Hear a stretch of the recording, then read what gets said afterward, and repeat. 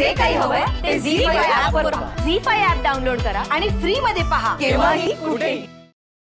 तुम्ही एवढं सगळं केलत ना त्यासाठी थँक्यू. वहिनी अगं थांब की काही दिवस. नाही बाई कशाला. नाही म्हणजे तुला वेळ नसतो ना तुझ्या बिझी शेड्यूल मधून, त्यापेक्षा मी आपली घरीच जाते. हा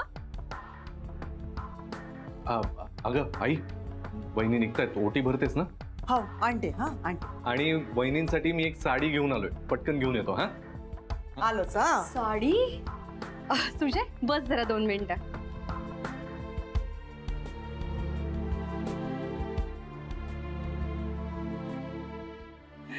बस ना. हो बाई बघितलंच का राधिका, गुरुनाथनी लक्षात ठेवून साडी आणली माझ्यासाठी. खरंच गुरुनाथ तुम्ही एवढ्या सगळ्या गोष्टी लक्षात ठेवताय, नवल आहे बाई. आता गुरुला सवयच लागली आहे ना ग. का असते घरामध्ये कोणाचं ना कोणाचं तरी लक्ष असायलाच पाहिजे का नाही. पहा बरं आता राधिकाला एवढे व्याप आहेत तर लक्षच नसते ना घरामध्ये.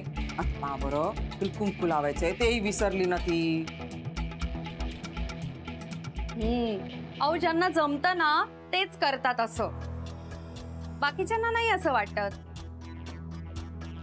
नाही गुरुनाथ भाऊजी तुम्ही खरंच एवढी आपुलकी दाखवली त्या वेळेला, कमाल वाटली मला. आता सध्या रिकामच आहे ना मी, तर करतोय थोडी घरातली कामं, त्यात काय एवढं.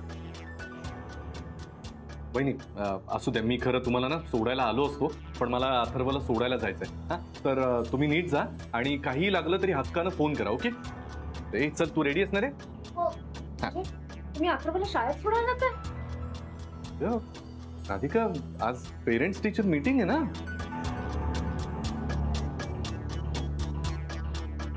पहा हे देखील विसरली. पहा बरं आता राधिका. राधिका आज मीटिंग आहे.